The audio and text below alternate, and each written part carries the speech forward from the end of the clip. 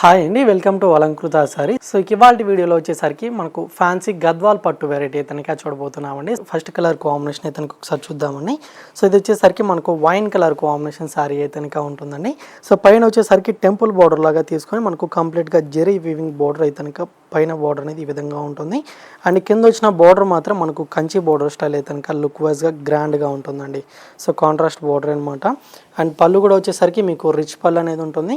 So blouse part వచ్చేసరికి మనకు yellow colour combination తోటి బుటీ బ్లౌజ్ అయితే ఉంటుందన్నమాట. So blue and pink colour combination.